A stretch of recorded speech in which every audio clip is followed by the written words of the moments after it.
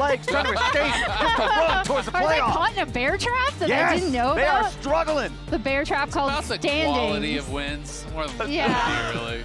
You say that until you're caught in the bear trap, and then you just want to get out. And that's what both of them want to do. So let's go ahead and get into it here. The draft is already underway with Varus, Anivia, and Jarvan banned out by Shopify Rebellion as Sentinels go ahead and ban out the Orianna, Karma, and Nocturne. First pick, Rise for Shopify. Yeah, no Seraphine ban here. The Jarvan ban a little bit interesting. That is a bit of a target towards Hambach, who is known for his early game, for his aggressive ganks. And if you are going to play champions like the Rise that are reliant on flash to kind of avoid the Cataclysm, then it does make a lot of sense. But I am curious to see, are we going to get Seraphine here for Sentinels, or are you willing to give that up? It looks like, if this hover is correct. Never They trust might- the hover. they Zimmer. might- yeah, okay, I know there you're we used go. to analyst stuff, No, but remember, yeah, you never yeah. trust the hover. You never trust a hover. We're going to but be it is getting locked. Huhi Bard instead, which is obviously a pick. We talk about how much Huhi loves to roam around the map, affect other lanes. Him and Rahel are never where they're supposed to be according to their opponents. Bard does absolutely help him do that. And I really like taking the Bard early when you see Rise on the enemy team. Since Rise has Realm Warp, you know he likes to play sides. Bard is a champion that can really heavily facilitate sides. He likes to roam a lot. Taking that away from the other side, I like it a lot. And they'll go ahead and lock into Cassiopeia, a very traditional answer, if not counter anymore, to the Rise. Yeah, definitely not a counter as much, but I will say the matchup did get a lot better with the removal of Phase Rush. So that is something that does kind of put a wrench in the gear, because people have just gotten so used to this matchup from the Rise side, where when you got Miasma, you just would proc Phase Rush and then just walk out of it. Hoof it out of Get there, out. right? Now you can't actually do that. You can play a more aggressive laning Ruin, but you are going to struggle a little bit more with the mobility, with dealing with Miasma, not only in the 1v1, but in the team fight. So that is something we have to keep in mind. Okay. So I'm going to be interested to see. I was going to say, I thought it was going to be Seraphine Ashe guaranteed once we saw the Bard on the other side, but instead, Ezreal is a really common pairing with the Bard, so I guess they're looking at it more as a bit of a denial. Yeah. And Nico Ezreal going to be the answer. So Seraphine Ashe is going to go untouched here through this first game. I saw a clip the other day of Keria cosplaying a Gromp with Yeah, Nico. that was a so fun.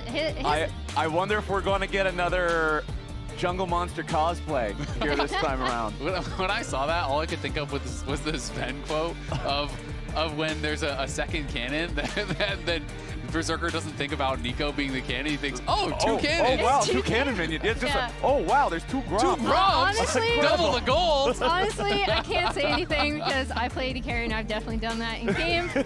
Speaking of Oh AD boy, carries, two Gromps. Caitlyn now locked in for Rahel. So we have Caitlyn Bard going into I like Caitlyn Bard. Ezreal Nico lane. It is actually a really nice setup. Obviously less traditional than the Lux Caitlyn and those style of lanes that we have seen in the past, but Tempered Fate into Trap, still a really powerful combo. You can roam a lot. It is pretty lane dominant. Bard is a strong 2v2 laner. And Caitlyn, we've just seen, I think, be quite effective in general in the LCS. When it has been coming out, it has worked quite well. It is the most played for Rahel, and he has yet to lose on it. 37 KDA across 3 games on the Caitlyn. It has been his best pick this split by a lot. So makes sense here that they're going to go towards that comfort. Yep, Sentinels believers, you've got a good one there locked in on the 3rd pick for Sentinels, but let's get into the second half of the bans as neither side has their jungler. Neither side even has something that's going to flex towards jungle. So it's Lee Sin and Pantheon banned out. And I'm most curious here to see if Shopify are going to pay that Skarner tax, because regardless of composition, I just feel like this isn't necessarily something that you want to put in the hands of Hambach, considering how good he's been on it, whether it is actually making plays with his lanes or getting key prio catches onto high priority targets. We also see the Nefiri removed for contracts and the Lee Sin, 2 things that we've seen him have success on. And more generally, Shopify does just do so much better when contracts is making moves early. Yeah, it is interesting because he hasn't played Lee Sin yet this split, and really the only person playing Lee Sin in our league is Jose. But Jose has been doing really, really well on it. And sometimes when someone is smurfing on stage, everyone's like, huh, maybe this pick is good again. And then they start playing it in scrims. So that is my assumption that Contract has been playing it in scrims and they want to deny it. And there is the Hambach Skarner. He has been owning on this pick. I feel like he is the best Skarner player. He is undefeated on the pick, 3-0. So you have the undefeated 3-0 Caitlyn, the undefeated 3-0 Skarner. You're giving them some pretty good picks here. Yeah, the Skarner getting locked in, you saw the overall stats for it at the bottom. 3 wins, 3 losses. If you're Hambach, you win on Skarner. If you're not Hambach, you lose. Even better news, Bard also undefeated for Huhi, and Cassio has yet to be played. So they don't have a single champion that they have lost on so far this split on the Sentinels side. So that's sounding like it's a pretty good draft for them. Yeah, it's looking pretty nice. Over on the other side, though, Skarner's one of the champions in League of Legends that loves to stack health the most. One of the only other ones that wants to stack health even more, Dr. Mundo, locked in for Shopify. I've got some bad news. I was like, since I'm talking about win rates on this side, I should check the other side and see how good it is. 0% win rate on the Rise, 0% win rate on the Ezreal. In fairness, each of these teams only has 1 series win. And That's true. Until last week, Shopify actually hadn't had any of their series go a full 3 games. Yeah, they were all 2-0s. Which makes it even more impressive that Sentinels has all these champions they're undefeated on. And Cassante has yet to be played, so they haven't lost on a single one of these champions this split. And I think you need to go into politics. You've got an incredible skill for saying numbers. It's kind of cool, though. We've been asking, okay, when does Impact pull out the Cassante, the Scion, the Ornn? The answer is when playoffs are absolutely on the line. You must be truly desperate to come to me now. I see that situations have brought you back here, brother. Well, we meet again. And I mean, just last week, we heard in the interviews with Huhi that he was talking about, Impact is not playing these picks. He's not playing these stock standard tanks. We know he'll be able to play them when he needs to, so we're kind of experimenting. Well, okay, now he needs to, because you got your back against the wall. You're about to get thrown out of the club. You've got to somehow stay on the dance floor, and Cassante's the play. All right, important question here for you, Flowers. Being the Skarner expert here, are you... Skarner Aspect sounds even cooler. There you go, the Aspect of Skarner. The Aspect of Skarner. Congratulations. You have a new title. Do you prefer the Skarbach or the Homner? Wow, that second one made me feel icky. Let's do the first one. Skarbach. We're going with Skarbach. Yeah, we're going to do the Skarbach for sure. Yeah, Hamners sounds weird. You don't like the Homner? No, we're not. You come up with such cursed portmanteaus. Yeah, man, I don't know what that. I don't know. I was leaving the options open. Let's do the first one. I'm being the Skarner Aspect. You get to decide. I'm going to go with Skarbach on this one. He's all right. The Skarbach's got his. He needs his nickname. He's undefeated. Yeah. Okay. Well, let's see if he can stay undefeated here in this one, because this is kind of crazy how both of these teams are at 1-4. I feel like we've always looked at Shopify. I think all of us and most people on the broadcast team had Shopify predicted in the bottom 2, if not 2, definitely bottom 3 of the league, while Sentinels was also the entire time kind of a dark horse for a lot of people, but they're both at 1-4. Yeah, the most surprising thing is definitely Sentinels because of how other players have talked about this team. We're going to go through a whole bunch of quotes on the bottom here from pros in terms of how people see or perceive Sentinels as a much better team than 1-4, right? Like Isles was actually shocked to learn they were 1-3 in his pros episode, and they've really been praised for how well they work together as a team, right? Like when Sentinels are making a decision, it seems like all of them have an idea of what they want to do with that play. Whether it's a good decision or a bad decision, you can then decide, but they are all on the same page in the way they move around the map. Exactly. I mean, I do think it is relevant that all of these pros think they are a top-level team, and they just have not been able to convert it on stage. Well, now's the time. Again, you've only got 7 games in regular season since it's a single round robin in a league of 8 squads. So, 1-4, that's a rough record. Sentinels really has to make sure they convert everything they possibly can. If this roster misses playoffs, that is an absolute travesty, I feel like. Especially after the kind of surprising victories they had in Split 1, right? Like finishing 3rd overall really wasn't what people expected from them. They were like, oh, okay, maybe this roster is a little bit ahead of schedule in terms of coming together from where they started to where they finished as contracts. Yeah, contracts in the bottom lane here. Huhi and Rahel trying to get away. Magical Journey. They managed to escape, but it does cost the heal there from Huhi. However, on the other side, Seos used his flash only to miss the Tangle Barbs. So despite the fact that it's Shopify who commit their jungler for the gank, it's also Shopify who end up with less resources. Yeah, and Hambach is going to be able to clear out that Scuttle Crab, potentially do a little wraparound gank of his own. Oh boy, this Garbach. No flash, no flash on Seos. This could actually really work. Okay, Hambach's found his way around. Oh, nice use of the clone there. Seos dropping that one off as just sort of the sacrificial lamb there for Hambach to drag back towards the middle of the lane as he escapes. Yeah, nice little attempt from Hambach and nice escape from Seos. I do like how Hambach kind of looks for these creative angles early. Contracts does as well, something we've kind of talked about with both of these junglers. Hambach had stated previously that he doesn't care what other junglers feel about him, but he wants laners to fear him and kind of not expect that he might be there. So a nice little attempt, especially after being able to secure that bot side scuttle. I like that idea as a jungler. I don't care about the enemy jungler because I'm not planning on interacting with him a lot. I want to interact with the enemy lanes, and I want it to be a negative gaming experience And I want them for to fear me. And you want Sentinels players to look confident. We actually had a quote from Huhi where he's talking about, the difference between their online play, their scrims and their online tournaments versus LCS.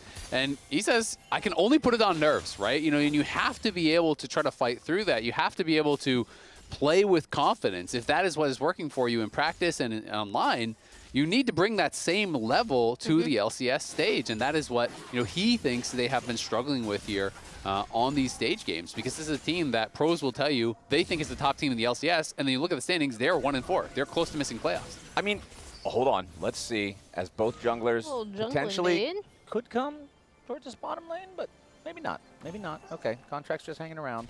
I thought for a second we might get something totally crazy here. Never mind. Okay, he's going on a magical journey. Seos in danger. That's your target. Remember, no flash available here on that Nico. Slam back into the wall, and that's going to be all she wrote. They give the kill over to Rahel, and it's first blood for Sentinels. Again, really nice little look there from Huhi, from Hambach, and now Rahel should be able to take over kind of this bot side. And again, really nice revisiting Seos. He is this flashless Nico, being able to get the kill. I really love how Hambach sees things sometimes, and also how him and Huhi work well together to come up with these creative angles. Absolutely. I mean, and you're playing Bard Skarner, right? You have Ishtal's Impact and Magical Journey. There you go. Barner. And Barner. It's a barn burner. And you can go through walls. You can come from these angles that they're not really ready for. And you can see Hambach is crossing back. They want to try to contest this. Okay, Dragon down to about half HP. Shopify backing away, eating a couple of apples, knocking away a control ward here. Teleport back up into the top side. Impact has decided to TP back to top, so that means that Sentinels will not have him available to try to join in a fight here. Might just look for a potential pick instead. Contracts does have the canister. Still has to flash, though, as that Mundo is not very tanky, still only level 5. Yeah, and I mean, obviously Mundo, the canister pretty effective against Skarner, but as you get to the later levels, once you have Impale, you can hit him with Ishtal's Impact, instantly pop that off, and then Impale him right after and pull him into a trap, pull him into miasma, pull him into whatever other damage you are looking for. So it is not guaranteed safety by any means, because Skarner has this kind of 1-2 punch of CC that you're expecting to be layered. Yep, and that does mean, again, Rahel and Huhi should be able to take over this bot side of the map, and Hambach is here to contest this Scuttle Crab. Meanwhile, potentially. Over in mid lane, both of our competitors are pretty low on health and mana. Zinni has a little bit more to work with. Darkwing's probably going to take a recall here. Teleport not available for Darkwings. Also, one interesting thing we need to comment on, since I didn't mention it at the start of the game, the lack of phase rush that you mentioned earlier, Isaac, leads a lot of Rises to just default taking Flash Ghost these days, and that means that there's actually a macro advantage on the side of Sentinels with the extra teleport there for the Cassiopeia. So considering what we heard from a lot of the pros was Sentinels plays the map in a very coordinated, cohesive way, I want to see if they can get a lot of extra value out of having 2 TPs to 1. Yeah, also in a way that you might not necessarily expect, right? Because the way they talk about it is like, oh, Rahel gave up this wave to be somewhere else on the map, right? Like, Huhi left lane really early to go be somewhere else on the map. And then it's if they're getting that trade-off in kills and objectives, it sets up the Sentinels team really well. Well, Going to be looking for where Hanbok uses his first ult. Contract's a little bit behind as far as the farm is concerned, and down that flash could be problematic. But, you know, Sentinels doing a good job. They've built this slow advantage here, up 1K. Rahel with the cull scaling. I feel like they are super happy with the pace of this game. Yep. You have a very, very standard comp. 2 carries, a lot of meatballs in the front, bunch of CC, and Huhi is able to set up a lot of these fights as well with that tempered fate. So I feel like Sentinels right now should be in an absolute comfort zone. Yeah, it looks like both junglers are going to be coming down to the bot side. Right. Hanbok and Huhi going to arrive first. Seos and B-Boy got to be careful about this one. Hanbok goes in immediately for the slam into the wall onto Seos. And Sentinels takes him down. That is not what Shopify needed. Seos even spinning the flash for nothing there. Yeah, it's tough. I mean, he was trying to flash away from the Ishtal's impact into trap combo, but there was another trap in the bush, and he flashed straight onto that trap. Gets finished off, and there's the Impale. That's exactly what you were talking about earlier, Isaac. You just drop the Impale, bring the Mundo back over, and it's all too easy for the bottom lane to knock it down. It's a 3-0 game for Sentinels, and they're about to grab the Drake off the back of it. Hold on. Darkwings throws the Miasma out. Zenny's going to be your next target now, but they don't have a whole lot left in the tank. Flashback away from Huhi. Petrifying Gaze from Darkwings. Seo's got to be a little bit careful here. Tangle Barbs at least locks up the Cassiopeia, so he's not going to die yet. Impact, though, very, very low on HP up here in the top side. Fudge burning him down, but Impact stays alive. Yeah, and he has a couple cookies, so wasn't too worried about actually dying there. And that's an opportunity where, you know, Contracts had a chance. You can react to the Impale with the Heart Zapper, with your W. Yeah. That is so important to be able to actually have that up. So you're absorbing all this damage during the CC, and then you come out of the CC and you pop that. But he never got his Heart Zapper off. He never got that W off. So didn't have an opportunity to try to pop that and survive out of the CC. And unfortunately for him, that means he does go down and uses the ultimate as well. Ooh, attempted flash, third and Tofo strike from Impact, but a response flash from Fudge is fast enough to get him away from danger. Sentinels did have Huhi rotating up towards the top. Hanbok also right beside him, excuse me, as Contracts has already claimed 1 grub, looking to take out the next 2 here. There's the second. Yeah, Huhi's going to try to be annoying, but he can't really do anything about it, so all 3 grubs for Shopify. Yeah, and Huhi, his only chance was trying to contest one that didn't have Smite for, but since he didn't actually have to use that Smite, and obviously the finishing power of Mundo is definitely higher than that of Bard, but Rahel? Yeah, Rahel's going to get Pop Blossom. Popped by that, a lot of burst. Uses the barrier, but it's not going to be worth a whole lot. The shutdown goes over to Seos, picks up the double buffs on top of it. And that's a pretty tough death, I think, for Rahel. He's playing up pretty far in that lane without regard to what Seos was doing, especially since Huhi had gone topside to harass at Grubs, but also to try to make a play onto Fudge with Impact. Yeah, exactly. I mean, when Huhi shows on the other side of the map, you've got to be really careful if you don't know where Seos is, and that's a death that Rahel will want back. Luckily for him, though, the kill did go to the Nico and not the Ezreal. So, you know, gold is always going to be useful, period, but still going to be pretty happy that that's not double buffs and a shutdown on the board. Yeah, exactly. And post that, Sentinels were actually able to pick up that first Drake. It is a little bit late in terms of like actual Drake stacking, especially with scaling options kind of on both sides of these teams.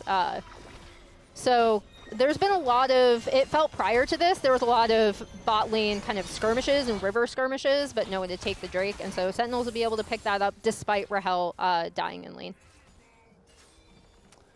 Okay, 1,500 gold lead. Multiple minutes until the next neutral objective comes up on either side of the river. Do we expect to see a whole lot of action, or is it probably a bit of a pause until that Rift Herald spawns? I feel like it's probably going to be a bit of a pause. It's just kind of like, you know, do you see an opportunity for an easy pick? Obviously, you do have playmaking tools, especially with Huhi having his ultimate back, with Hanbok having the Impale back. I think there is a chance if they see an opportunity, but I think we're going to be looking for those big fights, probably more likely around Dragon. Emily, same idea? Yeah, I mean, even with, so obviously, I think Huhi and Hanbok are going to continue to look for plays. The most important thing for Sentinels at this point for me is to try to get that Caitlyn onto turrets and really set her up to do some damage. And then for Shopify, it's just kind of get more gold onto your carries, despite the fact that you know, the early laning phase might not have gone how you want it. And here's Contracts topside. Yeah, Contracts making a lane gank towards Impact here. The Cassante staying alive for now. Does have the third Intofo strike ready to go. Spell immunity coming out there from Contracts. Impact is all out. Hombok has arrived, but Impact is so incredibly low on HP. Tries to go in after Fudge, but cannot do it. Impact, I know that everybody understands the Cassante moment, the amazing turnaround, but it felt like he was just such low health before it even started. There's no angle. Yeah, I was shocked he even tried to go all out. I thought he was just going to retreat back to Hombok, and Hombok would come in and peel, and he would just walk out and try to live. That one seemed like a crazy re-engage there, but it is nice to see Contracts getting involved. He is so important for the success of Shopify. Ooh, hold on to the bottom side. Seo's going in. Flash for the Pop Blossom onto Rahel, who continues kiting back, fighting back. Fudge, however, has teleported down into the bottom lane, and Sentinels, their duo has to get all the way away. That is double flash. Ooh. Almost got him with the True Shot Barrage. Less than 100 HP left there on Rahel. That is both flashes from the bottom lane of Sentinels alongside the heal from Huhi. I mean, this is a really nice series of plays here from Shopify. As Contracts go stop, they get the kill onto Impact, then Fudge uses that prio to TP bot, get double flash off of the bot lane there, and is just going to continue laning down on that bot side. So really nice stuff here from Shopify. And back to that point, I mean, Contracts has been so important for this team. Even in losses, to me, he is the guy that is making things happen. He is that playmaker for the team. The Poppy game. Exactly, the Poppy game. He also had like a 7-1 Pantheon game that they lost to. Like, he has had some really standout games, even in losses. Hombok also, is part of that early game action for Sentinels, but I just feel like it's one of those things where when I see Contracts on Mundo, I wonder, can he have that same level of impact? Because they feel like they need him early. I agree, despite the fact that I think we've seen really great Mundo games from Contracts, right? Like, especially last year when he was kind of one of the first, I believe, junglers to bring it out in the LCS. To that point, I actually really did like what Sentinels did, overloading this bot side. Getting Rahel's Caitlyn onto this turret is kind of exactly what you want to do with the Caitlyn, and now he has a very cool, like, 1K gold lead up over B-Boy. Oh, there's the Tempered Fate, the trap right underneath of the Rumble. Rahel and Huhi going in for this one, trying to get some revenge for that earlier attempt coming out from Shopify. And it's a high caliber round at point blank range. Rahel's going to take that one as the True Shot Barrage into the bottom lane. That's twice now. The True Shot Barrage has landed, but not quite enough damage. And with the tower shot coming in at first, I was like, well, it's not going to kill him. But then the tower shot hit, and he had to pop barrier to actually be able to survive. But that was saved him. A really nice combo that they put onto Fudge. Tempered Fate, into trap, into binding, into 90 caliber net for another headshot reset, into another trap. So that is pretty nasty stuff. He's getting so many headshots off onto Fudge, and even with the overheat, Fudge made it close, but Rahel walks away with another kill, got first tower gold, got all those minions, and denied a bunch from Fudge. Now he's up 2K. Yeah. He's in a great spot. And now, again, they're going to set him up mid lane. They're going to try to get him on that outer ring of turrets, as you want to do with the Caitlyn. And they also have first setup onto this Drake.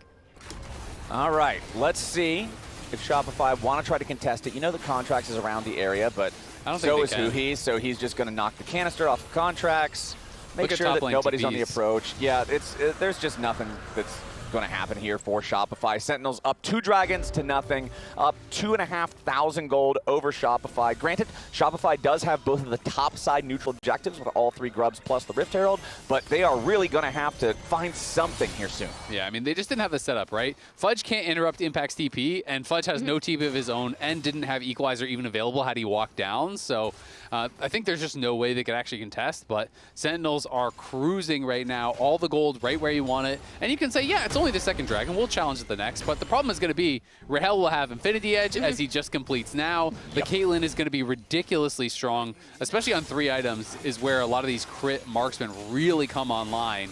And when you have fed carries and a really powerful front line, it is strong, but we'll see if Shopify can make something happen here. Yeah, Darkwings is the target. It's Zinni, Seos, and Contracts. Summoning up the Herald, going for the turret dive. Darkwings in a 1v3. Pop Blossom coming in early, petrifying gaze from Darkwings as he tries to flash and stay alive. But that summoner spell is not going to do him a whole lot as Darkwings does fall. Meanwhile, back over between the tier 1 and tier 2 turrets in the mid lane. Sentinels tries to make their own play. He's down to about 100 HP. True Shot Barrage not going to find the mark on that one, but a teleport is going into the bottom lane. Coming out there from Impact. Zenny trying to find the opportunity to get away here. Drops the Realm Warp. They will escape. And it looks like, okay, the Herald's going to die before he gets a second charge. I feel like that TP was really weird from Impact. He could have TP'd the whole time on that dive. You know, Darkwing's made so much time there. He was surviving forever. Maybe Impact's read was you're just going to insta-die, but then to TP that late and get nothing feels pretty rough because he could have easily saved his mid laner if he just TP'd early. Going in after Seos. Trying to make sure that they grab the kill here.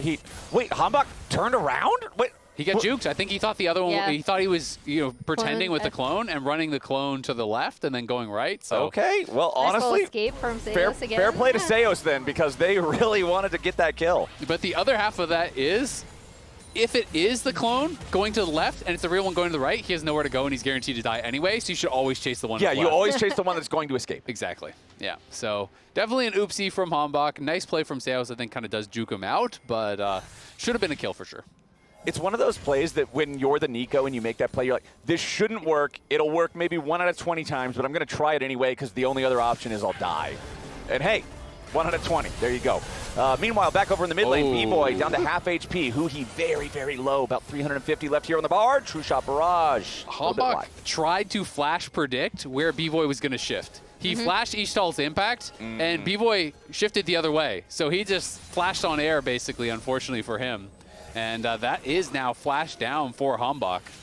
It doesn't happen with Old Skarner. Old Skarner, you just flash ult them. It's not going anywhere. True. Yeah. So I didn't realize your vendetta against New Skarner. I don't have a vendetta against New Skarner. I like New Skarner. I just miss Old Skarner because I spent a decade with him. I like New Skarner, but I love Old Skarner. That's unironically. You're that X-Men meme, like stroking the picture of the Old Skarner. He's got a special place in my heart. Look, man, the new one's not purple, all right? It's important. He's trying his best. Look, you can put a purple chroma on it. That's true. That's what you got to do. I'm sad more pro players don't use purple chromas. But we still do have a 4-3 game. We still do have Sentinels up about 2,000 gold. Remember that their largest lead so far this game was about 3K, so Shopify have done a good job of making sure that Sentinels don't continue building leads. Yeah, and I think it was the Sentinels' response that seemed a little disjointed, right? Like that TP from Impact, like you already pointed out, Isaac, was really weird. Even though Darkwings did buy a lot of time, that bought Sentinels some time themselves, got them that turret, got them a lot of more vision control than they've had in this game down on the bot side. So with Drake up in like less than a minute, they should be looking to kind of push this wave out. Fudge is already on it. And try to get some vision down to contest this Drake stacking. I'm a little bit worried for how Contrax is going to deal with Rahel, because obviously Spirit Visage, very, very good on Mundo. You know, there is a Cassio that you have to deal with, but Rahel is the super fed member. You have bought zero points of armor, and he already has the Last Whisper. So you're always going to be behind the pace of this carry at this point of the game. You can start working towards the Deadmans or whatever, but he's going to be on LDR before that's done. And I feel like that's the way that stats generally scale between carries and tanks. Tank stats are stronger as a baseline, but carries have more stats they can invest in. They all multiply off of each other, and once the carry hits that 3-atom point that you're talking about with the big armor penetration, it's like, okay, well, my gold is less than your gold now. Yep, can't catch up. All right, Contrax finds the Bonesaw onto Hanbok, who has to use Ishtal's Impact defensively to regroup with the rest of Sentinels. Remember that Sen has the first 2 Drakes so far. If they can get this next one, it will be Soul Point. But Shopify is moving up. Shopify has the health bar advantage for now, thanks to the poke that has hit notably Hanbok and Rahel. Rahel has some apples that he can grab, though. They do have the control ward down here in this side brush. Hanbok, though, at about 60% HP. This isn't where you want your Skarner to be. Seos on the approach here from the side. There's the equalizer. Hanbok staying alive for now thanks to the Tempered Fate, but he's down to 200 HP. The Skarner is about to die. Hanbok stays alive for now, but he cannot participate in any sort of a fight, and Shopify secures themselves the stoppage for the Drake stack. Nicely done by Shopify, but I gotta say, the setup was not good from Sentinels there. Like, look at that trap line. What is that stopping, right? You know, they just showed up late to the objective. You want the trap line across one of these entrances, and then you want it to be, if they try to filter through, Miasma is there there as well. And then they're having to try to walk through Tempered Fate. They're having to try to walk through Cosmic Binding. They're having to try to walk through Petrifying Gaze. But instead, they showed up late. They kind of had this haphazard trap line that didn't really block anything, and they were already getting poked out. So Sentinel's setup for the objective was just not good, and Shopify was good enough to be able to push them out, even without killing off Hambach. They are going to be able to stop that stack. It's also kind of weird, though, because they did have first rotation onto that, right? Like, they TP'd the Cassio in specifically to try to set up for this Drake. They were looking for plays, potential wraparound ganks onto Shopify in the mid lane, and now we have a pause, so we'll have to see what that is about. Put your egg rolls in the microwave. Put them in. I don't have a microwave here. Yeah, Should I go home? There's a microwave in the kitchen. I don't have the egg rolls here. Should I go to the store? No, we got to go to the producers. We got to get some egg rolls here. I could actually go for some egg rolls right now. I'm not going to lie. They do sound good. Yeah, they do sound good. Good. Well, hopefully it's going to be a quick pause. We'll update you as soon as we find out what is going on. But obviously a very important game for both of these teams. You know, we are down to the final 2 weeks. They both have only the one win. And so you've got to start stacking up some wins here if you want to try to make it into playoffs. I have been updated by producers. It is a monitor flicker, so hopefully something that can be resolved very quickly. Just somebody pausing to make sure that their monitor is not going to have greater issues in the middle of a team fight or something. Monitor flicker while you're farming a jungle camp or placing some wards. Okay, whatever. Monitor flicker in the middle of a team fight that may or may not decide the game. Bit of a bigger Not issue. great. May or may not decide your playoffs. Yeah. Right? That is actually a pretty big deal here. So we'll see, you know, if they're going to be able to get that fixed quickly. Hopefully we'll getting right back into game. I still think that they are very comfortable in this situation right now on the Sentinel side. Yes, they did mess up that objective setup. You know, Shopify not out of this by any means, but I would absolutely favor the position that Sentinels are in. And there's the Last Whispers had already been completed before the last fight. Now he has the Crit Cloak, so very close to that LDR that will be coming through. Yes, sir. And it is going to be problematic as long as Rahel is not getting poked out. But that is an if, because we see all the poke that is available from B-Boy. And if you get hit by a couple of Mystic shots, you know, True Shot Barrage, and then Equalizer just gets dropped on your head, you might not die, but you might not be able to fight. Yeah, you can't position yourself as well as you would want to, as we see Shopify kind of creeping up into this topside jungle. And for me, for Sentinels, it is about where they put this fed Caitlyn, right? Like, protecting her, making sure she is in a good position in a lot of these team fights, dealing with that poke coming out of B-Boy, and potentially sometimes even Seos. Sentinels trying to aggressively posture here, fighting for vision control over the top side river, but Shopify will manage to defend their control ward on top of the Phaelite. As Sentinels are forced back to the Tier 1 turret here in mid. This Tier 1 turret still has so much health on it. Yeah.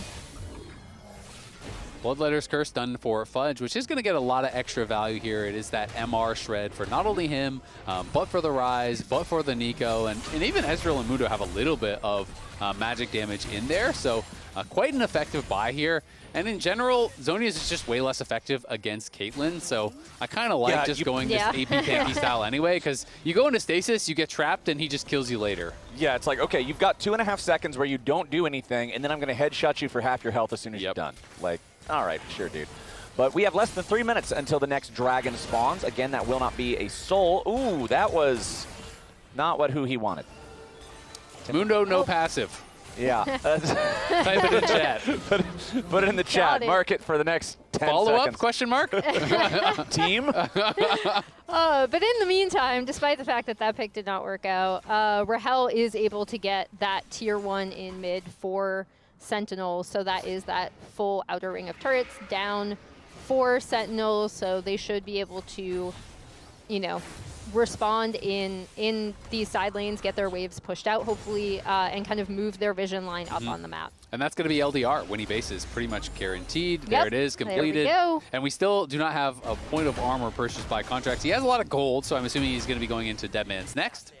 And reminder, as we're waiting for the teams to figure out which one of them is worthy of potentially heading further towards their playoff dreams, the spring finals are happening in the Mullet Arena in Tempe, Arizona on June 13th and 14th. Single day tickets available. You can go ahead and use the QR code on your screen right now. Check that out. Get yourself a ticket. Show up. I'm going to be there. It'll be a great time. I love our road shows. Hope to see y'all participate in that as well. And now Sentinels with control over the top side river. A little bit more vision being established. Huhi leading the charge into the enemy jungle. They're trying to make things a little bit scarier here for Shopify.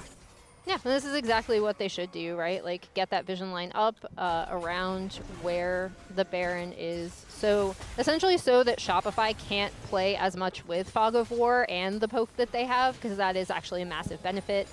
If the map is dark for Sentinels, they can just kind of poke from wherever with this Ezreal.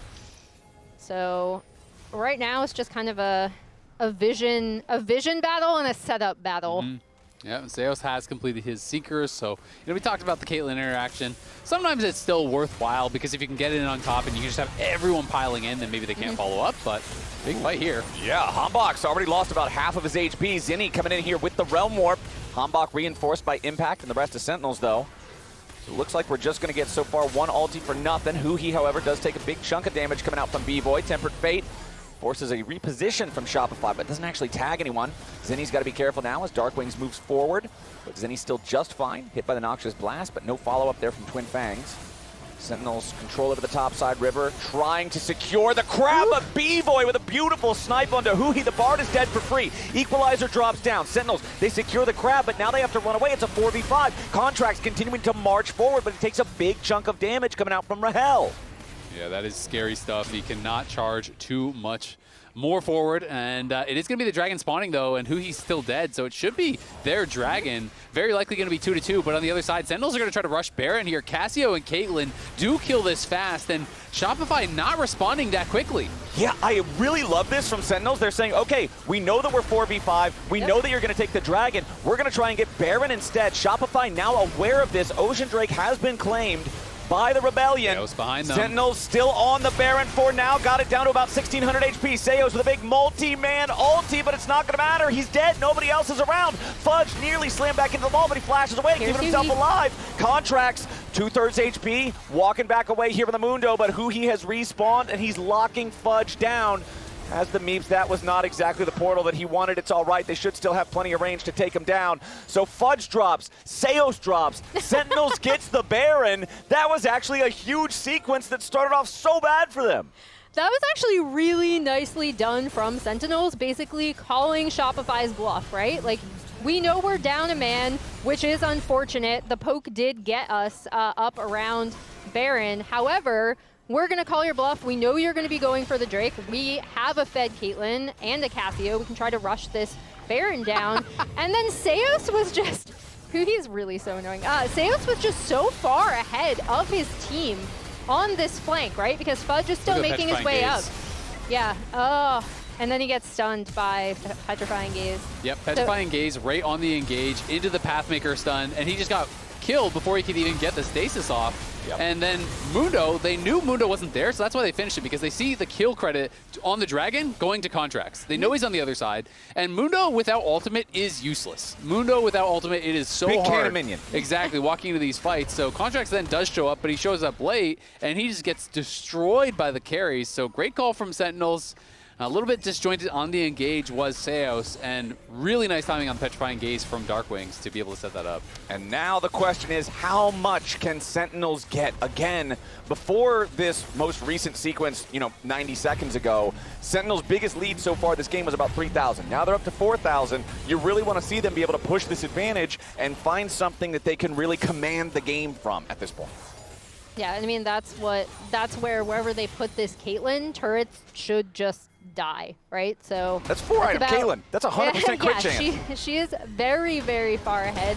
Also, a reminder just for what is on the line for Sentinels. If they do manage to take this series and DSG win later today, they will lock a playoff spot. However, if Shopify do manage to take this series and DSG win, they will be eliminated. Yep. So if you're a Sentinels fan, if Sentinels win, you love DSG. Yeah. If Sentinels lose, you hate DSG. Yeah. Every Sentinels fan opinion about DSG is going to change dramatically based on the outcome of this series here today. Ooh. As the true shot barrage finally finds that shot. He gets the kill. Nice hit there from B-Boy. 2-0-1 on the Ezreal. At least going to slow the tempo here a little bit for Sentinels, but they're still very far ahead. Yeah, I mean, it slows it down, I actually think a lot, right? Because Zinni is able to get some damage onto this turret and should be okay, despite the fact that Impact is coming over here because Contracts is there to back him up. Yeah, I also really like the Impact to just win Knight's Vow. Support items make sense at a point in the game like this where it's you have two really strong carries. The game is entirely about those carries. Yeah. Doesn't matter if he gets a little bit more tanky by going for a different item. Support items are the way to go in a game like this. It's all about that extra protection for Darkwings and Rahel because you can be as tanky as you want, but if your carries die, you're not winning the fight. Yeah, it doesn't matter. And, I mean, the Shopify poke, again, is pretty difficult to deal with. Sometimes I think back to all the LP that I could have had if I was willing to build Knight's Vow in solo queue games. I just couldn't bring myself to do it, even if it's objectively correct. Some lines I just won't cross. Nope. And that's one of them. The line I won't cross is helping my playing teammates. for my team instead of myself. It's called solo queue for a reason. Oh my There's God. one person here, and that person is me. All right, Shopify, let's see how well you can bounce back. It's still only about the same gold lead that it's been for so long now. I still feel like this game is within striking distance for Shopify, but the big problem that I have is it feels like they haven't really been making any decisions the entire game long. They're just reacting to what Sentinels is doing. Yeah, and I mean, it's just all about Rahel. You know, can Rahel be protected? Sentinels are probably going to win the fight. Can Rahel be one-shot? Hey, Shopify got a real chance. Rahel now has that rapid fire, and he is just so strong. No one is going to be able to stand long against him. Okay, Contract's doing a good job there, using the canister to block Hombok's Ishtal's impact from going through the wall and finding a more valuable target. No engage from Sentinels despite the attempt. Yeah, the red buff is healing him up quite a bit, actually, so Contract's held onto the ult. That is important. He's going to have that level 3 ultimate for this fight, and that is a good trap line. Sentinels have a better setup on this one. Okay, Sentinels also securing themselves the Scuttle Crab. Remember, this is not soul for either team because Shopify has got the past 2 Drakes. This third one about to go their way. There it is, secured by Hombok. Tempered Fate just barely catches Zinni on the very edge as the equalizer is used defensively. Sentinels continuing to regroup. Nice use of the magical journey there to get all 5 players back together. However, they're now cut off from their own base by Shopify. Rebellion trying to find some sort of an angle here, but Hombok going in. Ishtal's impact back onto Fudge. The rumble into the stasis immediately, but into the back line goes Zinni and Seos. They found impact. He's already down. The tank is out of the way. Sentinels still scrambling, trying to maintain lines here. Shopify want to find more. They need to find more. Who he fires back at B-Boy, who keeps himself alive for now. Hombok very low, trying to escape, has to flash. Seos on the side. Manages to lock up Darkwings. Sentinels continuing their retreat, playing around Rahel, who's still full HP. So the dust settles, and we end up trading 1 Drake for impact. That actually could have gone so much worse for Sentinels. That was a really nice, clever play coming out of Zinni and Seos to get onto Impact and kind of destroy the front lining he'd been able to do. So as we see, they take the Drake down. This does catch on to Zinni as Equalizer comes down, and the fight, we already talked about how the magical journey goes through. And I also just really like, you know, the timing of the Realm Warp because it actually protects Fudge, right? Because Fudge is in this spot where Fudge gets trapped up and it's looking like, okay, you are cooked. He goes into stasis, he's going to get trapped, he's going to get killed, but then the Realm Warp comes in from the side and pushes back Rahel, so he can't actually follow up and kill off Fudge. So it was a 2-pronged play. Not only did they knock down Impact, but they protect their top laner with the same move. Now we are back to dancing around the top side river. No dragon for the next 3 minutes. So the focus is going to be around this Baron Pit. That is a big wave crashing into the tier 3 turret top side. We haven't really talked about it, but Zinni is quietly getting very strong. He's got a lot of farm here, and he has been on the actualizer for a while, had it for the last fight, now has his own arm guard to boot, up 1.4k, so it is becoming a battle of these 2 carries. Zinni is dangerous, but the difficulty for him is going to be the range. Can he actually get in and safely hit these people as yet another Tempered Fate is sidestepped? Shopify have been on point at avoiding those. Yeah, they've been doing a really good job at making sure that it's just a space creator and not a playmaker from who he's barred. As the goal lead is as small as it's been, I feel like, in the last 15, 20 minutes. We're 35 minutes in right now. As Zinni, he gets a shield from the Seraphs. Contract's just going to eat the ace in the hole. And everything's fine. Zinni's going to have to take a reset, though. Losing that Seraph is pretty big, though. If they do fight before that cooldown is back up, that is a lot of your protection, especially because it's amped by, the actualizer as well. So, is something that they need, and Sentinels are going to try to force the issue. They're just right onto the Dragon. I love this from Sentinels, noticing, hey, you don't have that cooldown. Let's go for this. Let's force a fight. Contracts looking to try to approach, steal away the Baron, slam back into the wall from Hambach, who immediately walks back over and just smites it down. Now Contracts having to flash away, keeping himself alive. Hambach less than half HP. Contracts slowly regenerating with the Mundo ulti. Sentinels continuing to try to retreat as Shopify wants some kind of a punish for losing this Baron. Shopify got to be careful, though. Seos here in the front line goes in for the Pop Blossom. Impact unstoppable here in the front line, but he's burning down. Impact's already dead. It's a 1-for-1 trade so far. Support for top laner. Sentinels continuing to try to make a little bit of space, get themselves away. 1-for-1, Baron goes to Sentinels. This time the timing on the gauge was actually really nice from Seos, and he got the stasis off before he got hit by the Petrifying Gaze, so he was able to get that off, CC up these soul laners. Impact falls again. These are such scrappy fights, but because both teams know if they overcommit into their opponents, they're going to get wiped, it is just like these skirmishes where no one is actually getting finished off a lot of the time. Yeah, and as we see, I do like Hambach. I was wondering if B-Boy was going to be able to get in on that. But as Contracts get suppressed, right, like he's able to flash out. And then as you had already talked about, I really love this equalizer from Fudge as well. Kind of forcing Rahel and Huhi off of this. And then here's the engage coming out of Seos, learned from last time. Goes into stasis, and even though he dies, taking out the frontliner in Impact and removing that Baron is a little bit more important than losing your life for an engage. I feel like this is the squishiest Cassante I've ever seen. He died without using all out. It's not like he shed his resistances to go in and try to do some drain tanking. He just died. Impact is paper if Shopify focus him down. Yeah, it is kind of crazy. I mean, hey, maybe I was wrong about the Knight's Vow. It seems like it was the right choice, but he is dying in a hurry. There's a lot of damage on the other side. It doesn't look like a good tank-killing comp, but they are doing it very effectively. Now it's time for the battle for the Ocean Soul. If Shopify get this, they will claim that soul. Impact losing about half HP here again. Seos looking for the potential flank, looking for the big Pop Blossom that could win the entire team fight. Is marked, however, by Sentinels. Dragon still at about 3/4 HP. Fudge off to the side, trying to be mindful of the position of the Caitlyn traps. Oh, Contracts ate a ton of damage there. Ace in the hole blocked by Zinni. Equalizer immediately summoned up by Fudge there to try to create a little bit of space.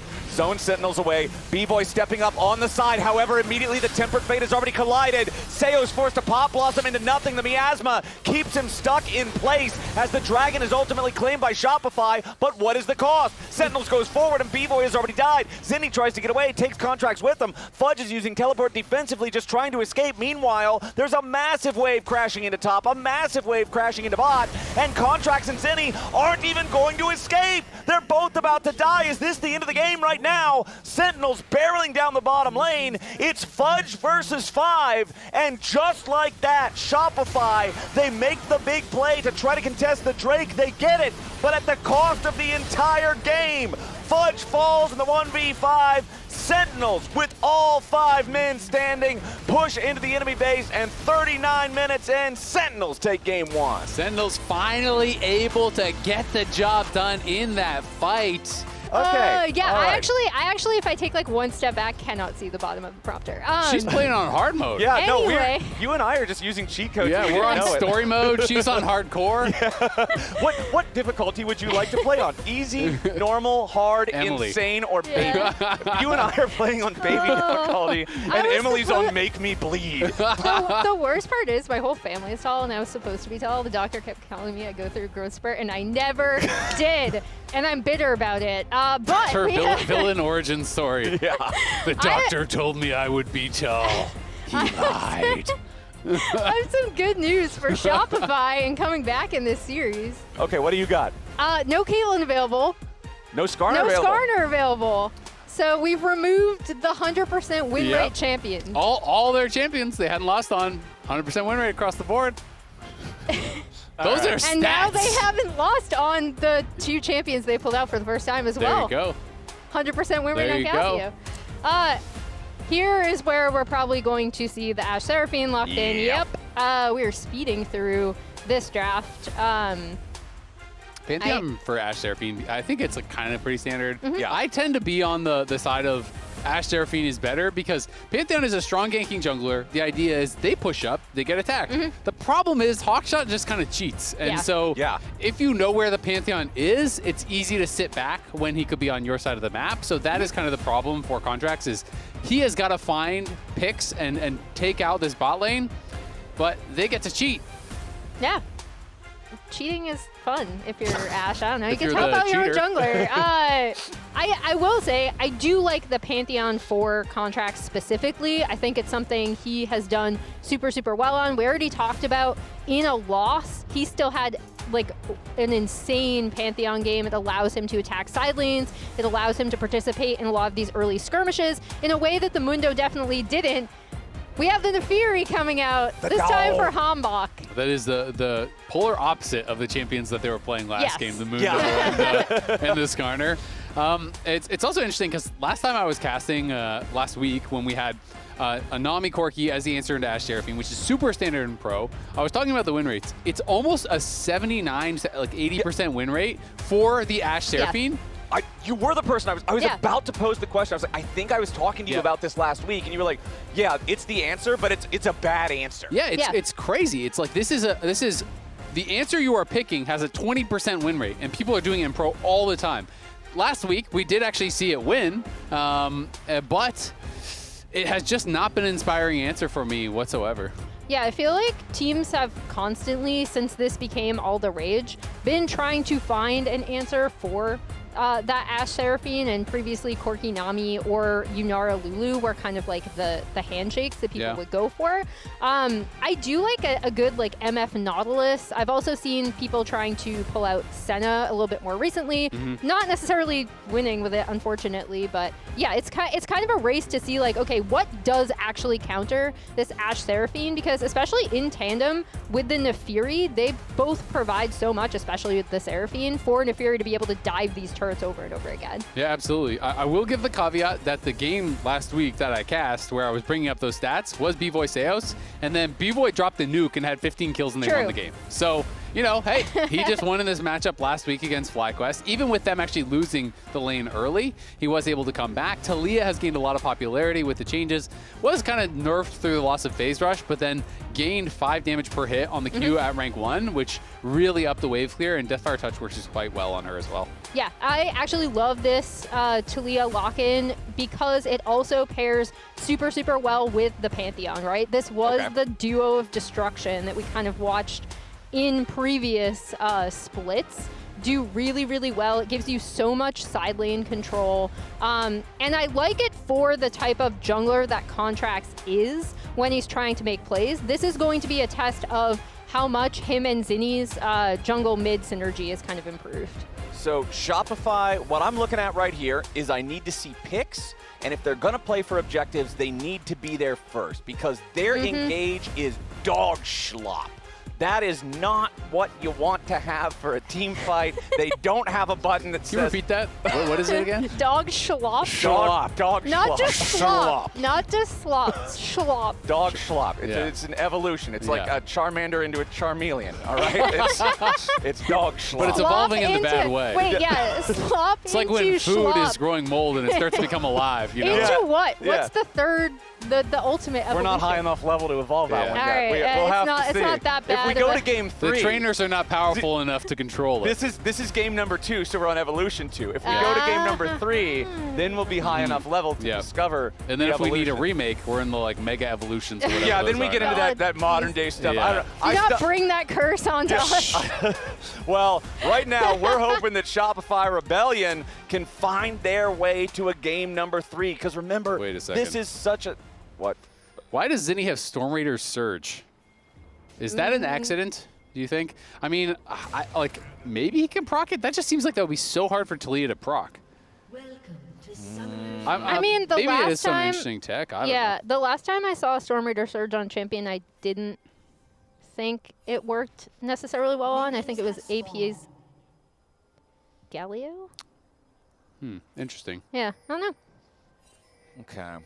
Well, all right. Well, looks like it must be intended because we don't have any pauses or anything like that. Yeah. I mean, it's some tech. There are a lot of slows on the other team. It's Ash Seraphine. It's slow from the Orin Q, etc.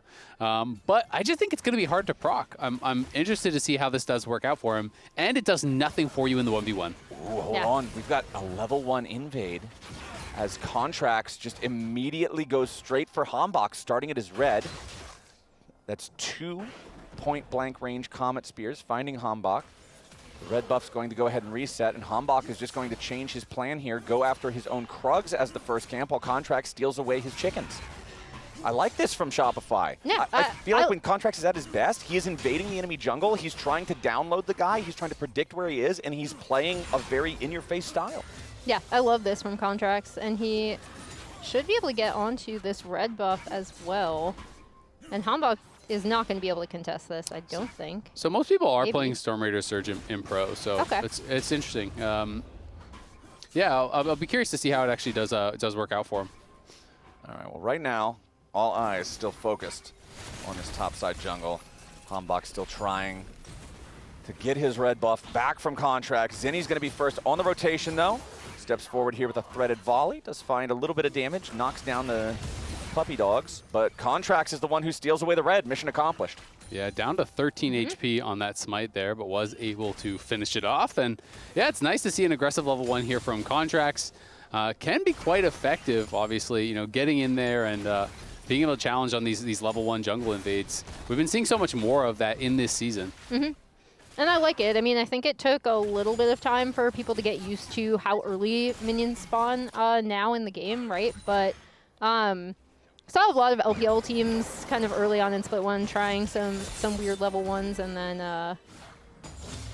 and now we see. I mean, I agree with exactly what Clayton had said, where Contracts is at his best when he's doing these kind of early, unique invades to try to set the opposing jungler behind. And as Contracts succeeded in the early game and everything else is rather quiet, we do have a little bit of a look behind the scenes. Before the game, B-Boy and Seos had a fun back and forth. Referee, can I get Red Bull? Everything for you, my friend. Yeah, sugar, please. Thank you. Sugar! Yes! Should be a singer when you're retired. Be a singer when you retire. Some people aren't that specific on whether or not you have a sugary drink or a sugar-free drink. It seems like B-Boy is very much on one side of the aisle here. Yeah. Sugar, the sugar side of the aisle. He's got to keep his energy up. He's got to be ready. Got to lock in. Bring this one to a game number 3 here against Sentinels, against this team where both of them just feel like, dude, everything matters so much in these last couple of weeks for the teams that aren't already locked into playoffs. Like, depending on how things go, just last game we talked about, if you're a Sentinels fan, whether or not they win or lose this determines whether you're vehemently cheering for or against Disguised in the next game, just because there's so many of these teams that are neck and neck in the standings. Yeah, I mean, it's going to be incredibly important here. Sentinels obviously, taking that first series. If they do win and DSG wins, then they would be locking playoffs, which would be pretty huge for them. Because the expectations are that they are a really good team in the league. And even if the regular season does not go your way, they're not going to be some guaranteed free win in the playoffs. All the other pros are definitely looking at them as a strong team. That's a nice, shiny glint on your head there, my friend. That is diabolical. Did you polish that thing before the series today? The graphics people asked me for some photos. They're giving the reflections on the chrome dome there. That's makeup team did a good job there. You're looking spiffy and shiny, my friend. But it is true, though. I don't know if that was a makeup team or the cleaning crew. They polished that thing. Yeah, they did a great job there. They put the Windex on it. But that's it is a good point, though, that you would think, based on how other pros talk about the teams, on how we all predicted with power rankings, for these two teams to be in very different places in the standings, they're both at 1 and 4. They both have the same threat of potentially not making playoffs, and they both have to be locked in for this series. Yeah, and this match essentially does decide, like, not mathematically, but it does decide whether they go to playoffs in a pretty big way. So here they're, like, playoff odds entering today, and it's going to swap. If Sentinels win, they then have an 87.5% chance to lock playoffs. if Shopify win, they just lock playoffs. They just, yeah, that's crazy. If Shopify can turn this around and win this game and the next one, it's just, hey man, you're in. That's it. That's huge. And yeah, that's especially huge considering, think back to Split 1, like going into the lock-in tournament, Shopify was the first team eliminated. This is a squad that really wants to show that they're more than what they've demonstrated so far this year.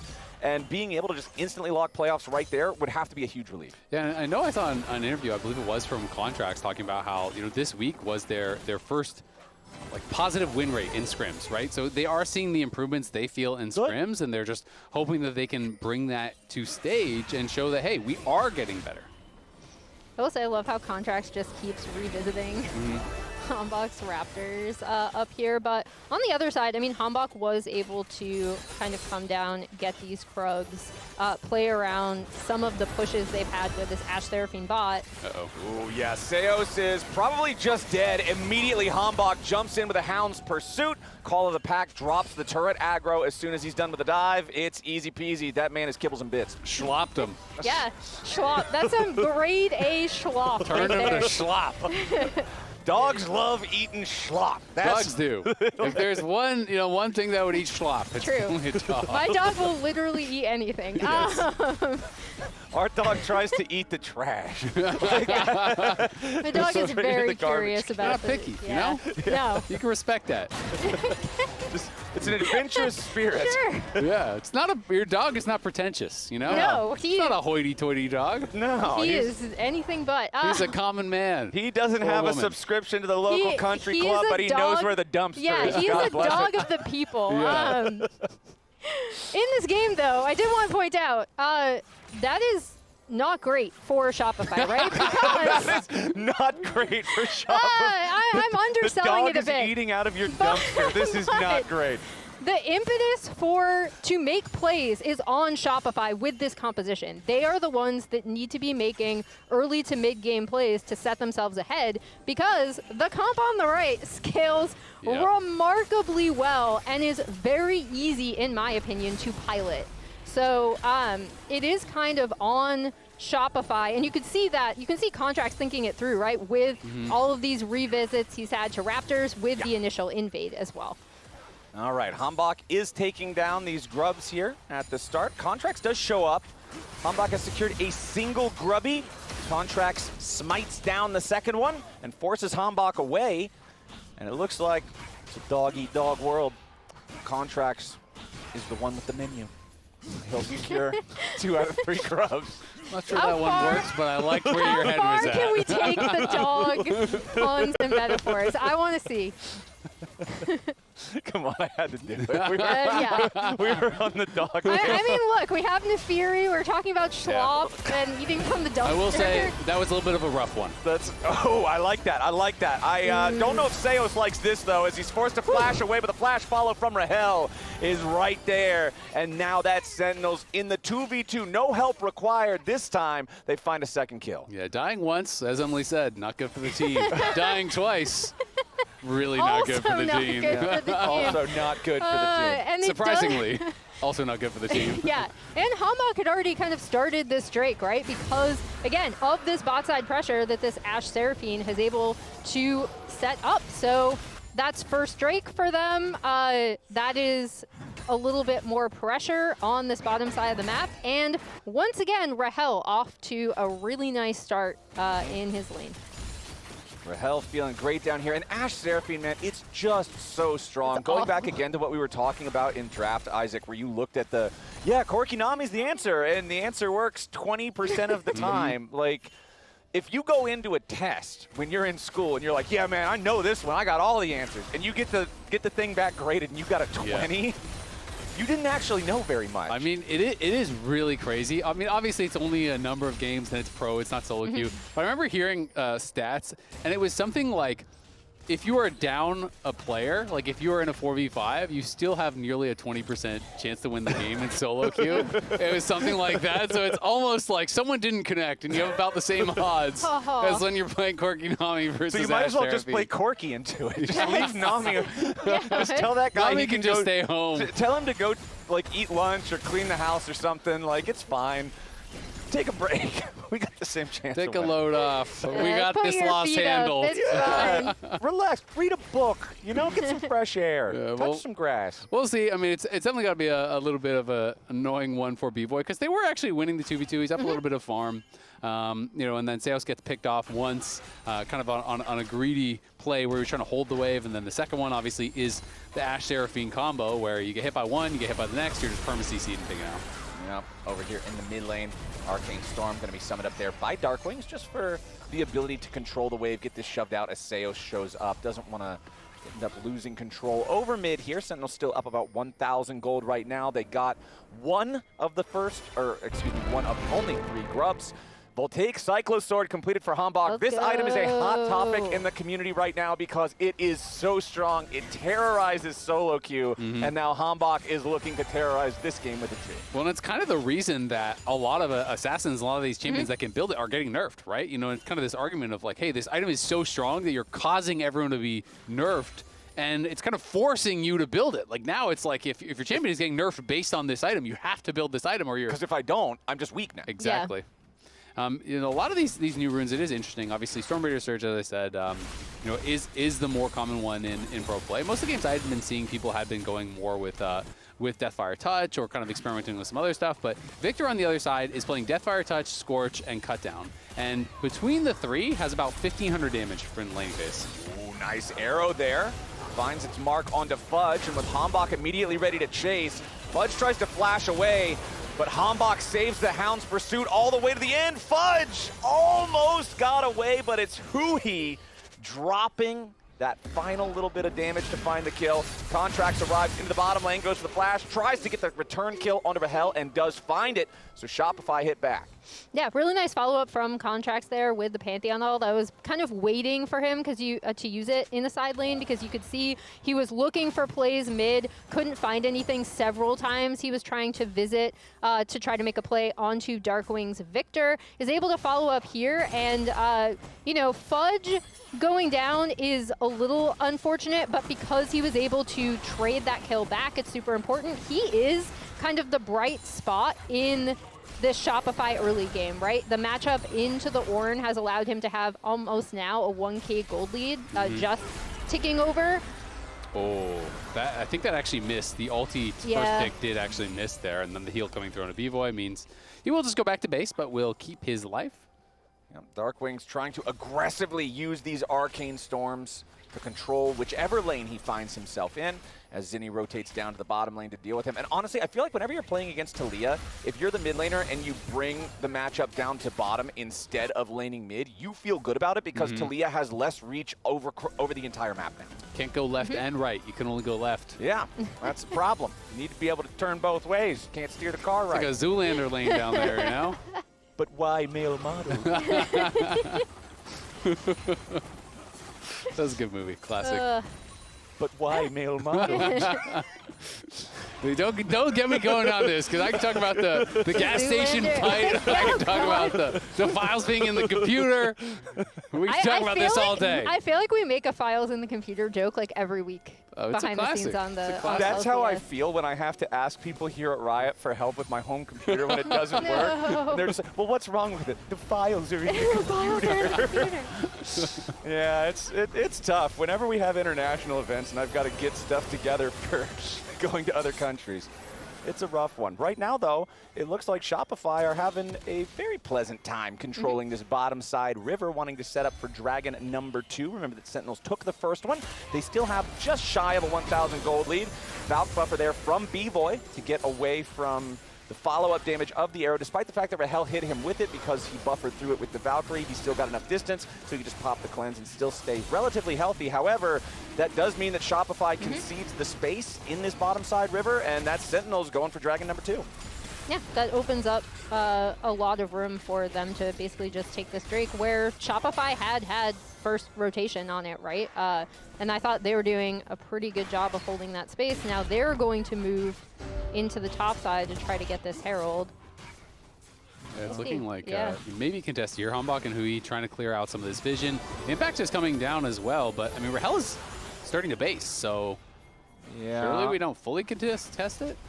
It looks like, if nothing else, they're trying to at least just stop them from taking it, allow it to reset. Hambach went in, did smite down the Scuttle Crab.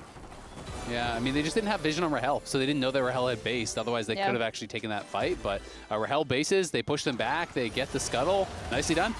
Yeah, and they are.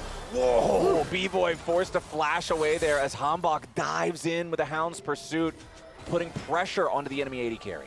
And another thing that little soft contest accomplished is that Victor was able to get a lot of damage on that bot side turret as well, and force Fudge to kind of respond to that bot side push.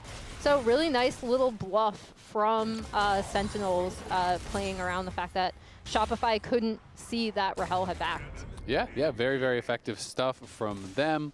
Rahel, pretty close in gold to where B-Boy is, so neither AD carry has a big advantage. Darkwings, though, has created a pretty nice lead for himself. And, Hui is actually up quite a bit of gold. And with Enchanters, it is relevant, especially an Enchanter like Seraphine that scales really, really well. Already has the Echoes of Hylia, already has CDR boots, the tier is almost fully stacked. And Enchanters, especially champions like Seraphine that scale so well, at 2+ items become such a problem because there's so much sustain, so much CC that can actually come out from this champ. Back here in the top side, summons up the Ornhorn, finds the point-blank knock up there onto Zinni, who does go ahead and use that knockback to try to make a little bit of space, but when Darkwings arrives, Zinni dies. Impact's the one who takes the kill. Yeah, nice coordinated play from Darkwings and Impact there, using his TP to kill off Zinni in the side lanes. And it's kind of interesting, even though Fudge is going to be able to get a bunch of damage down on this turret, and he continues to be kind of the bright spot. We'll see if Shopify are going to respond, but Hambach is on to Seos as well. Contracts finds a nice chunk of damage there on the Darkwings, who immediately retaliates with about the same amount of force. Hambach moving towards this top side. The wave is about to crash into the turret, and that's a defensive ulti from Contracts to escape. If he doesn't drop that, he's dead. Exactly. I think it's absolutely the right choice. When you have no Aegis Assault, there's no way you're going to actually be able to survive, even the Hound's Pursuit coming in. So a good bit of pressure put there onto Contracts. And it is going to mean the Herald is started up. They're TPing back, though. Zinni's here as is Fudge. Yeah, so Zinni's made his way onto Darkwings here in the top side. Fudge with the wraparound means that Darkwings has nowhere to go. I'm not going to lie, I hate the flash. There was no way you're getting out. Yeah, maybe it's a flash to try to get the turret. But he didn't even try to auto-attack the turret. He was trying to run away. I'm trying to give him the benefit of the doubt because I feel like the flash was just bad. B-Boy now getting jumped on. Impact goes in, finds the knock-up. Hambach's got to get away from the tier 1. It's Contracts now, caught by the beat drop. Has to try to get away as the Ash Arrow finds one target. Another Ornhorn sounds through. Contracts staying alive, though. Shopify lucky to get Contracts and B-Boy both out of there. And look at Fudge on the top side. You see they're going to kind of try TP Impact up there to contest that. But again, like that initial soft contest from Herald, like way back, is what allowed Sentinels to kind of come in and get the Herald here as well. So even though they do lose Darkwings, being able to immediately pop that, clear up the mid turret, is really nice from them. Even with everything they hit, though, I was kind of surprised at how difficult it was to get onto B-Boy, right? And Contracts blocking so much damage with that Aegis Assault was also a huge part of that. Yeah, and Fudge has just been perma side laning, right? He got the first tower on bot side, got basically all the plates there. During that play, he took down the tier 1 top, got even at least one plate off of the tier 2 plates even. So he is up 2K. They are still down gold as a team, and that generally means it is on the Jace to get something done. You have got to be able to find these plays, but if you don't know where Neferi is, it is really scary, because ahead gold or not, Impact can set up for these ganks very, very easily. And Impact is still going to be able to fulfill his role on the Ornn. Whether he is down 2K or up 2K, you can still press R, and you can still be very effective in the team fights. I mean, he has Jack Show, right? He's got Unending Despair. It's already Ornn item upgraded. Now Fudge gets caught here by the arrow. We said the pressure is on Fudge to make things happen, and he's the target immediately here from Sentinels. 3 seconds left until the Drake spawns, and the Fed player is now chunked out of the conflict. As Impact steps forward, forcing the rest of Shopify Rebellion away, but Sentinels also takes a little bit of damage in return. Zinni trying to create a point of pressure here on the pincer angle. The rest of Shopify going to group up behind him. Sentinels already has 2 Drake, Shopify none. It'll be sole point if Sentinels gets this. Nice flick onto Dark Wings, but not a whole lot of damage. Ready to follow up the seismic shove. Shopify still looking for an angle. There comes your Weaver's wall, but the only person who gets isolated is Impact, who immediately breaks the wall open. There's not even really any threat on it. Hombok's waiting over the wall here into the Dragon Pit, looking to secure the Drake. Nice seismic shove again there on the Dark Wings. They found the kill into him. Now Contract's going to die in retaliation. Fudge your next target. That's the Fed chase. Hombok very low, is taken out, but again, traded back for Fudge. 2 for 2 so far. Sentinel still looking, but Rahel is entirely out of mana. Huhi firing back a little bit. B-Boy has already vouched forward. Impact's got to be careful here. Does charge away, keeps himself safe. Yeah, He's alive for now. Impact. Okay, 2 for 2, and Sentinels gets the Fed player, and they get the Dragon, and Impact steps away from the seismic shove. And Impact actually able to get a lot of gold there. He got 2 kills off the back of that, and the fact that they got the Dragon, they're going to be really, really happy about how that went down.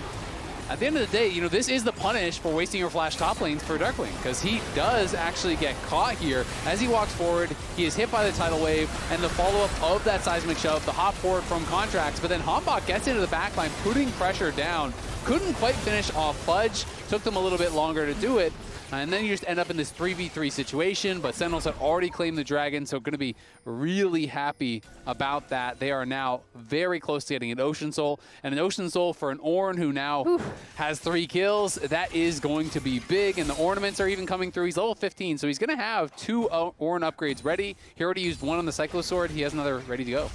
Yeah, and not only that, but on top of having Seraphine here, also the Nefuri being able to get into the backline and then back out.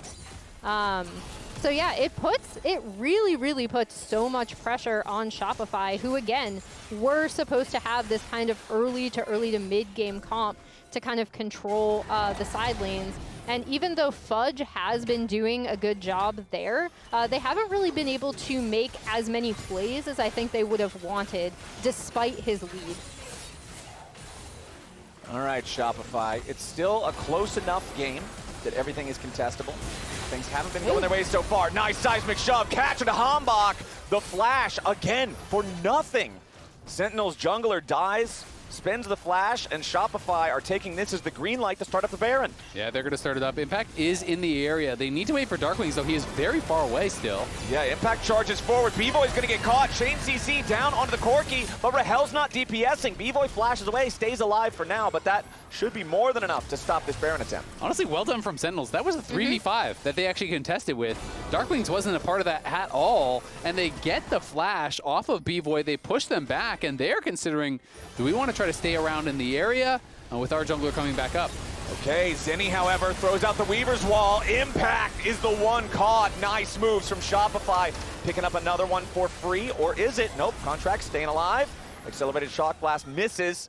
Sentinels still trying to contest now. It's still a 4v5 because now the Nefuri is back out on the map. Hombok has respawned.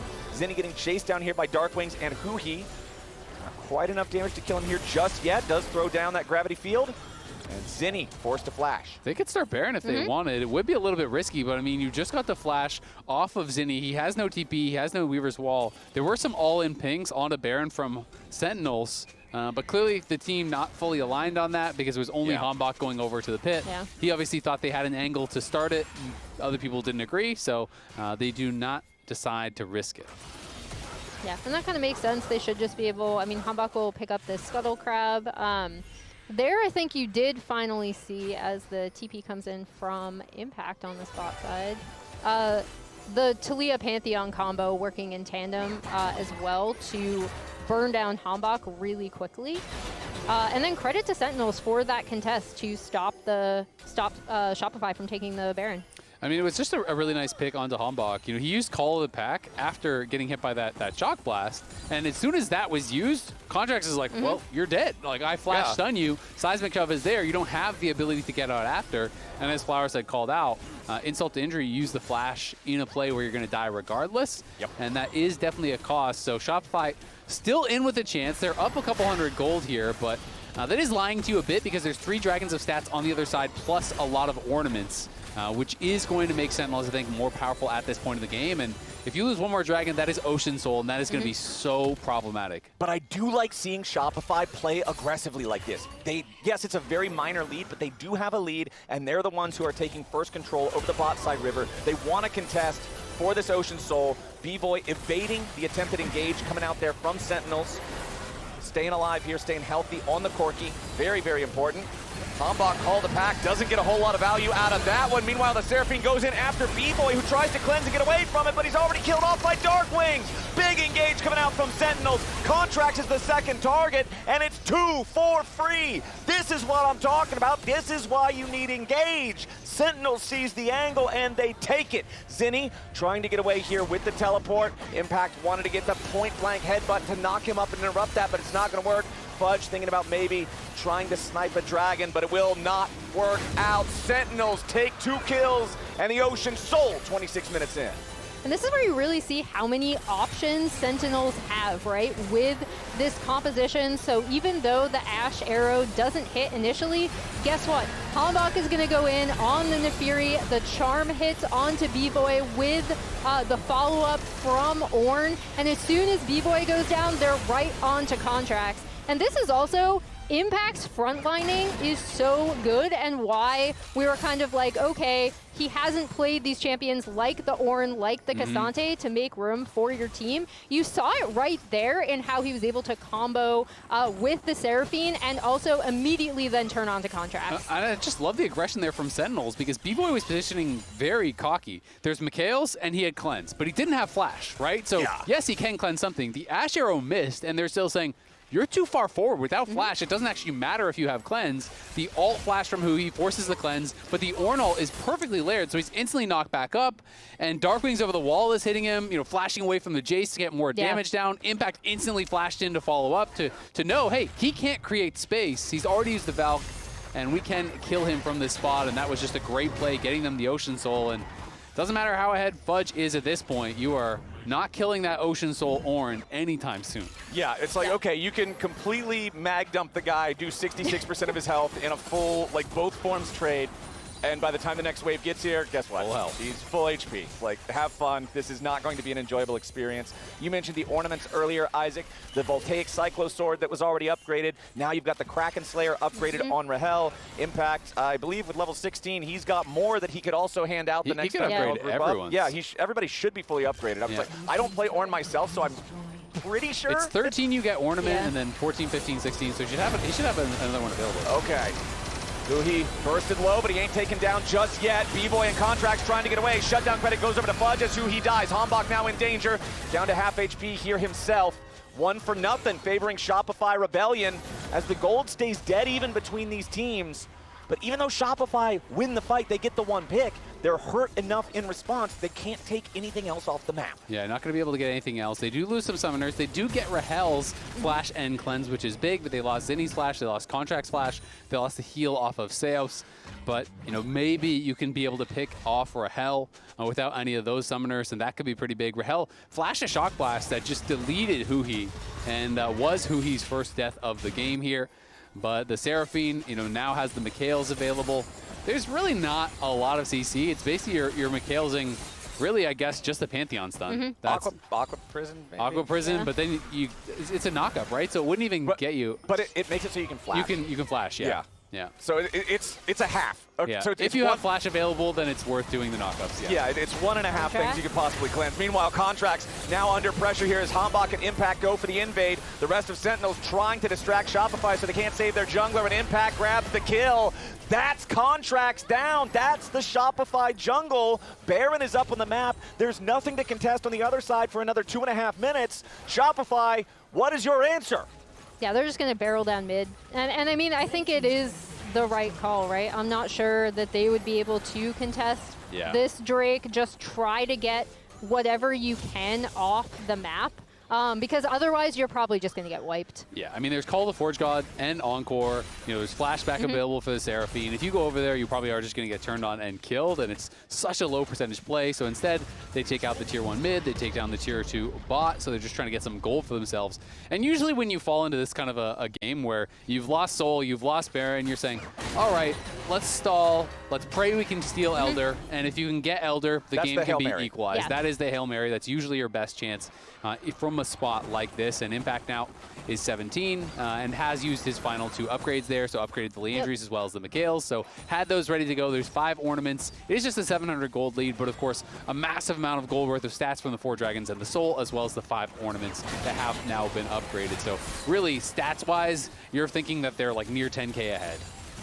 Yeah, this is some scary stuff. 90 seconds until that Elder. 2 minutes left on the Baron. It's hard to imagine a world where Sentinels don't have control over the Dragon Pit once that big objective spawns. Darkwing's pushing up towards the tier 2 here in the bottom lane, but it's Impact getting jumped on. Flashes away from Shopify, who want to continue committing towards the Ornn. Tidal Wave misses. Impact trying to slow everybody down. Summons up the Call of the Forge God, looking to use the Bellows Breath, keeping himself alive. Misses the return hit on his own ulti, but the rest of Sentinels has arrived. B-Boy under pressure, Hambach taking the kill, while Impact continues fighting back. It's a disaster for Shopify Rebellion, and Sentinels is taking everybody off the rip. The double kill over to Hambach. It's 4 dead, only Contracts alive, and Sentinels is looking to end this series. Now you see how difficult it is to kill that Ornn. They weren't even able to take Impact out in that fight. Sentinels on the victory march. 30 minutes into the game, it was coming down to an Elder fight, but Shopify end up blundering. It's Sentinels that punish. It's Sentinels that sweep Shopify 2-0 here, and it's Sentinels who are keeping those playoff dreams alive. Keeping those playoff dreams alive, and now big fans of Yes. DSG. Yes. Because if DSG wins, they are going to lock playoffs off of that.